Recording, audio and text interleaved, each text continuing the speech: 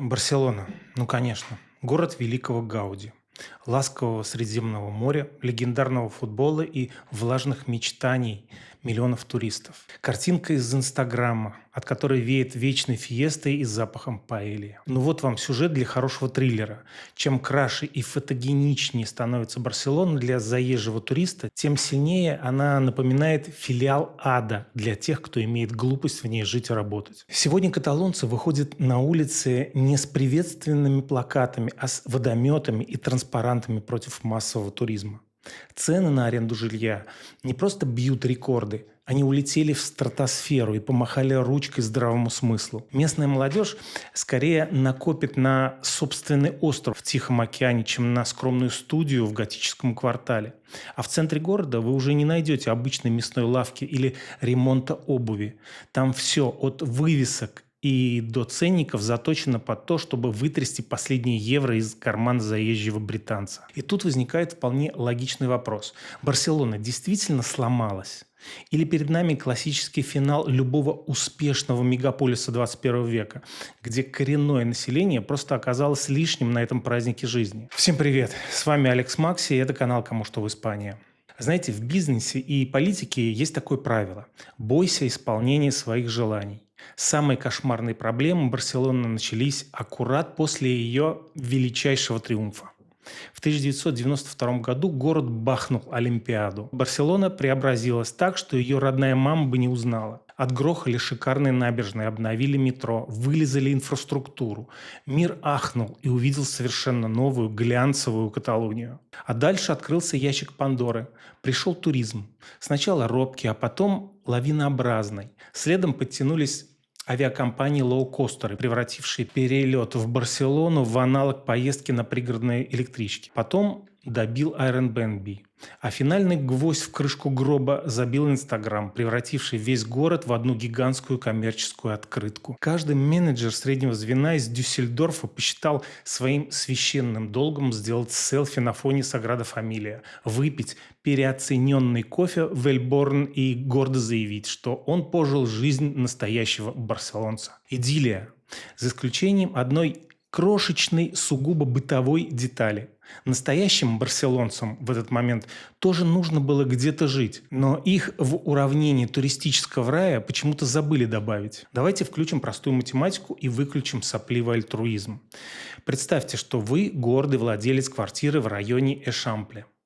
Перед вами два стула. На один вы можете посадить местную каталонскую семью с детьми, которая будет платить вам, скажем, 1200 евро в месяц, а в комплекте вы получаете испанский закон об аренде, по которому выселить их в случае чего – это квест на 3 года. На второй стул вы сажаете туристов, которые платят по 250 евро в сутки. Смена белья раз в 3 дня, чистый кэш и никакого риска окупасов. Что выберет среднестатистический Homo sapiens?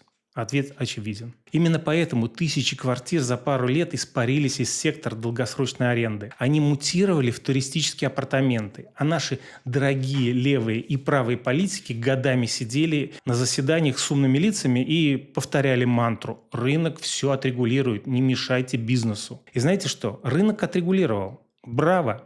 Только вместо доступного жилья он отрегулировал цены до состояния, когда аренда комнаты в Барселоне начинает догонять по стоимости аренду виллы на первой линии. Вообще логика чиновников в Каталонии – это отдельный вид искусства.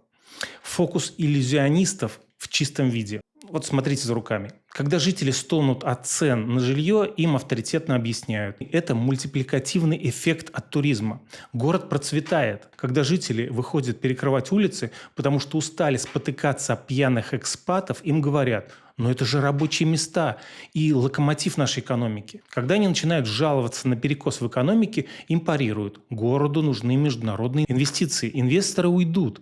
В итоге мы имеем потрясающую сюрреалистическую картину. Инвесторы в плюсе, ательеры в шоколаде, мэрия отчитывается о рекордных сборах налогов.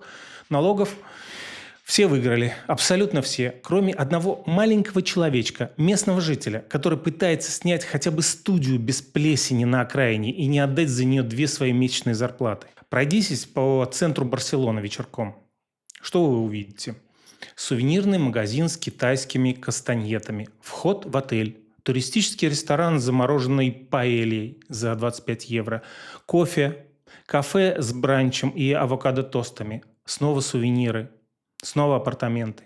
В какой-то момент ловишь стойкое ощущение, что город просто сменил целевую аудиторию. Коренных жителей здесь терпят исключительно как декорацию. Чтобы кто-то же должен наливать сангрию и убирать мусор за гостями. Барселонцы стали чужими на собственном празднике жизни.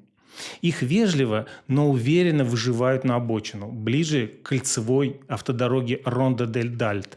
Естественно, терпение лопается. Когда испанские телеканалы показывают кадры, как разъяренные каталонцы брызгают из водных пистолетов в жующих туристов, международная пресса делает скорбное лицо. О боже, какая дикость, какая неблагодарность. Мы же везем им свои кровные деньги. Везете, никто не спорит. Но давайте без иллюзий. Проблема не в конкретном немце с фотоаппаратом или британцем, который перебрал с пивом на пляже Барселонеты. Проблема в системном выселении. Люди протестуют не против иностранцев.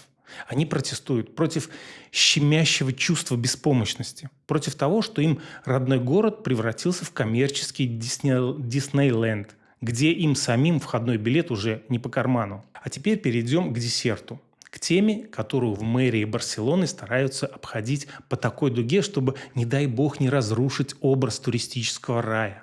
Безопасность.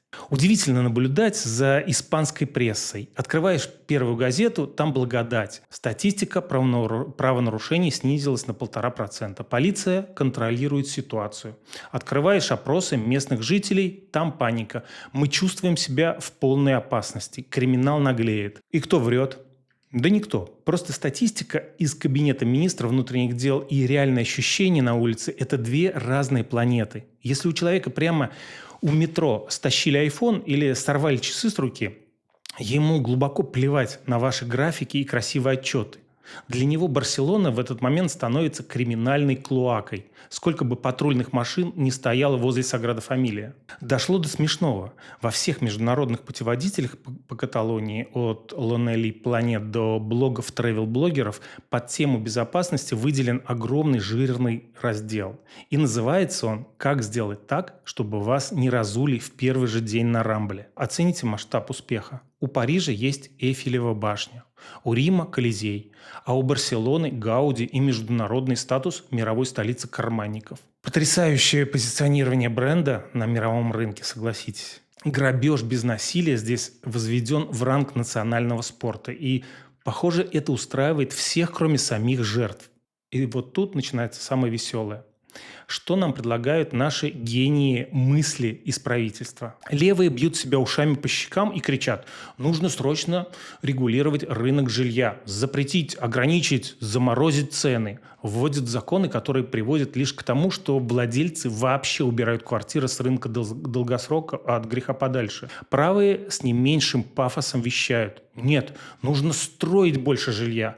Даешь больше бетона, рынок сам все порешает. Одни винят во всем проклятых капиталистов-спекулянтов, другие – чрезмерное регулирование и укупусов. В итоге получается идеальный политический пинг-понг. У каждого в руках своя маленькая удобная часть правды. А общего работающего решения как не было, так и нет. Потому что признать, что система распределения ресурсов прогнила, это значит признать собственную профнепригодность. Ну и раз уж мы говорим без цензуры, давайте затронем тему, от которой у европейских чиновников начинает нервно дергаться глаз. Демография и миграция.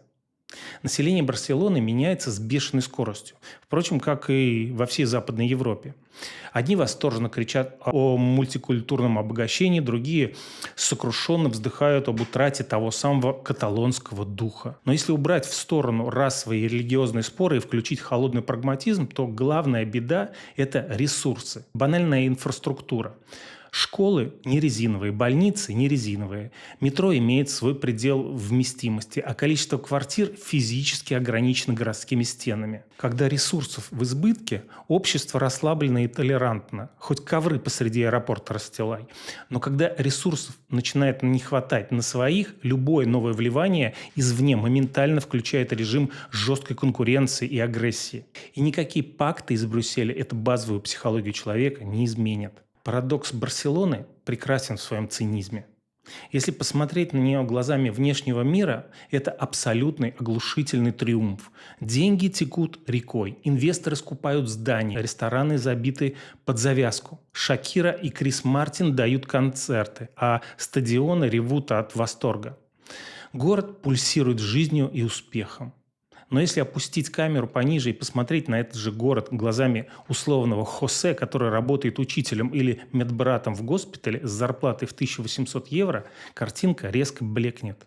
Для него Барселона – это неподъемная ипотека, вечный стресс, бесконечные очереди, запредельная стоимость жизни и ежедневная битва за выживание. Один и тот же город, одни и те же географические координаты, но для одних это райский курорт, а для других – экономическая мышеловка. Чем успешнее город становится для внешнего мира, тем невыносимее в нем жить людям внутри него.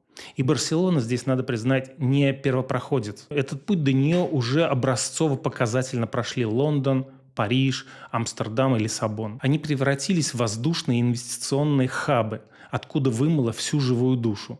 И сегодня этот же капкан планомерно захлопывается перед Мадридом, Валенсией и Малагой. Знаете, весь этот шумный спор вокруг Каталонии, он ведь на самом деле не про Airbnb, не про количество круизных лайнеров в порту и даже не про карманников на Рамбле. Это фундаментальный спор о будущем. Для кого вообще существует современный город? Для транснациональных фондов? Для туристов, приехавших на 3 дня, для крупного бизнеса или, может быть, все-таки для тех людей, которые здесь родились, работают, платят налоги и растят детей? Если самый честный и политкорректный ответ из Брюсселя звучит как «город должен быть для всех», то почему с каждым годом местные жители все отчетливее чувствуют, что места для них в этом «для всех» остается меньше всего? Барселона не сломалась. По крайней мере, хребет ей еще не перебили, но она влетела по полной скорости в глухую стену из последствий собственного успешного успеха. Отсюда и протесты, и судорожные попытки политиков запретить туристические лицензии, и вечные драки в парламенте. Потому что, когда бренд становится дороже самого содержания, система начинает пожирать сама себя. Главный вызов для Европы сегодня – как сделать так, чтобы этот пресловутый глобальный успех окончательно не выжил тех людей, которые этот город построили и создали его уникальную атмосферу. Пишите в комментариях, что думаете по этому поводу. Барселона – это уже отработанный материал и Диснейленд для богатых экспатов? Или у города еще есть шанс вернуть себе здравый смысл?